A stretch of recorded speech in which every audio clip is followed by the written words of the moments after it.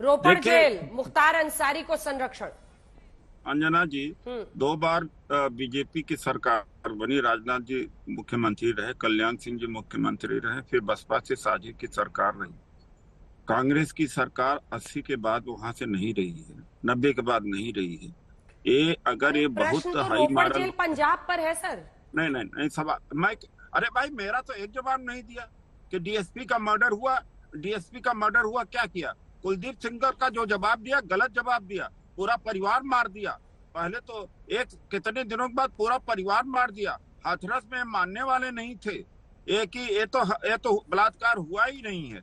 तो हम इनका जवाब देते, फिर हमारा जवाब ना दे, हमारा पहले जवाब देते कि हम तब फिर जवाब देंगे इनको। ठीक है, हमने इन सारी चीजों का जवाब कुलदीप सिंगर वाले गलत जवाब दे रहे हैं। आपको हाथरस पर भी जवाब दिया। और एक बताओ, घनश्याम तिवारी जी को भी दिखाइए। ये तो सिर्फ कांग्रेस बीजेपी की लड़ाई बन के रह जाएगी। घनश्याम तिवारी जी, देखिए, जब दिग्विजय सिंह लवलेश तिवारी के रिश्ते नरोत्तम मिश्रा से हैं ऐसा आरोप लगाते हैं, तो वो ये संकेत दे रहे हैं कि इन हमलावरों के रिश्ते बीजेपी नेताओं से हैं, यानी बीजेपी नेताओं ने साजिश रची है, ऐसा संकेत देने की कोशिश है। समाजवादी पार्टी का इस पर क्या सोचना है? नमस्कार अंजना जी, आपको, दर्शकों को और को पैनलिस्ट को। इंडिया टुडे के मंच पर देश के जाने माने criminal lawyer, senior advocate, supreme court के दुष्यंत दवे जी ने कहा है कि this is a state sponsored killing. Bihar के उप मुख्यमंत्री ने कहा है कि सीमिंगली स्टेज्ड किलिंग। तो ये सरकार उत्तर प्रदेश में जो है, जो आसमानी फैसला लेती है, इसी के वित्त मंत्री, वहां के सबसे बड़े विधायक, सबसे उम्रदराज विधायक, उन्होंने कहा है आसमानी फैसला।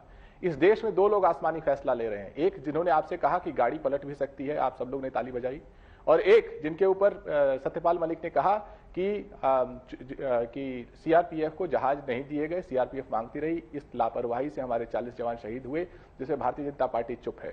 नरोत्तम मिश्रा जी का आपने इंटरव्यू दिया, आज एक आसमानी फैसला सुप्रीम कोर्ट भी सुनाने वाला था नरोत्तम मिश्रा जी पे। कौन सी देशभक्ति के ऊपर सुनाने वाला था?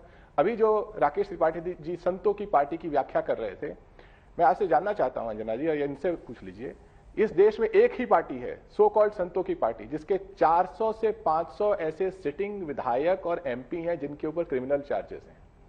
देश में यह कलंक कभी नहीं लगा कि एक पार्टी के 400 से 500 ऐसे सिटिंग विधायक और सांसद ऐसे हैं जिसके ऊपर क्रिमिनल चार्जेस हैं। ये संतों की पार्टी है। इस संतों की पार्टी का एक विधायक उत्तर प्रदेश में ही खड़े होकर मंच से कहता है, 4 दिन पहले, हो सकता है राकेश त्रिपाठी ने भी ताली बजाई हो, कि उत्तर प्रदेश का सबसे बड़ा माफिया ब्रजेश सिंह मुझे 51 लाख रुपए चंदा देता है।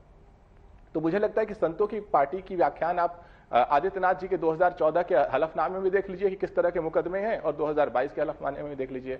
तो सवाल यह है कि जो पार्टी के ऊपर लगातार आरोप लग रहे हैं स्टेज किलिंग के, स्टेट स्पॉन्सर्ड किलिंग के, वो बार बार इस चर्चा का हिस्सा क्यों बन रही है? क्योंकि वो चाहती है कि देश में यह चर्चा न हो कि प्रधानमंत्री का जो राष्ट्रवाद है कितना खोखला है कि उनकी नाक के नीचे सीआरपीएफ जहाज मांगता रहा, पुलवामा में हमारे 40 जवान शहीद हो गए, जो प्रधानमंत्री अडानी जी का नाम लेने से इतने डरे हो कि संसद ठप करा दी। वो क्यों नहीं चाहेंगे कि इस देश में बहस न हो कि जो डॉक्टर सत्यपाल मलिक ने कहा है, जो तत्कालीन जम्मू कश्मीर के गवर्नर थे, कि इस सरकार की लापरवाही से हम पुलवामा में हमारे 40 जवान शहीद हुए।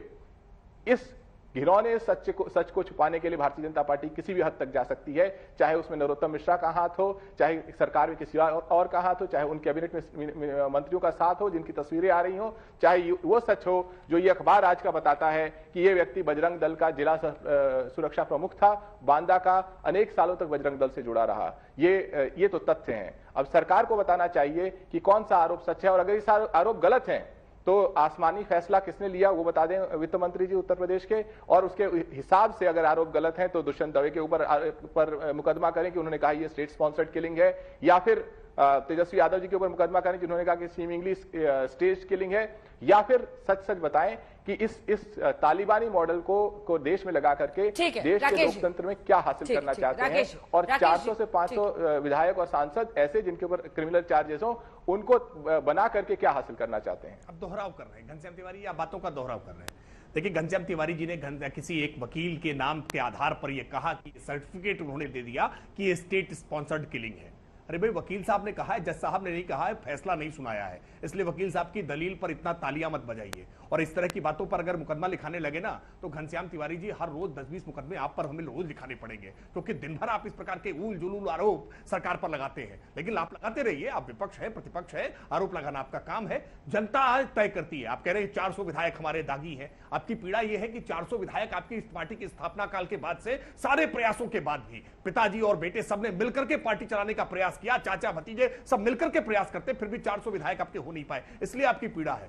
आप धरना प्रदर्शन में किए गए अपराध मुकदमों को आप आपराधिक मुकदमों से तुलना करने का काम कर रहे हैं। आप कह रहे हैं कि योगी आदित्यनाथ जी पर मुकदमे थे। सच्चाई यह है कि मुकदमा वापसी क्या होती है ना, वो वलीउल्लाह का नाम शायद आपको याद होगा, ये संकट मोचन में ब्लास्ट के मामले में जिसको सजा सुनाई गई थी, उसको आप मुकदमा वापस अखिलेश यादव जी ले रहे थे। आतंकवादियों के प्रति कितनी सहानुभूति रखते हैं ये छुपा हुआ नहीं है कि लू लगने से मर गया एक आतंकवादी, उस आतंकवादी के मरने पर तत्कालीन आईपीएस अधिकारियों के खिलाफ, जो डीजी रैंक के अधिकारी रहे, उनके खिलाफ मुकदमा दर्ज कर दिया था कि आतंकवादी था, इसको आप पुलिस अभिरक्षा में लेकर जा रहे थे, इसको लू कैसे लग गई, उसको एयर कंडीशन तरीके से ले जाना चाहिए था, आतंकवादी को लू लग गई, बड़ा आसमान टूट पड़ा था, मुकदमा लिखवा दिया था 40 पुलिसकर्मियों के खिलाफ। तो आतंकियों के प्रति, अपराधियों के प्रति कैसी सहानुभूति रही है, कैसा संरक्षण रहा है।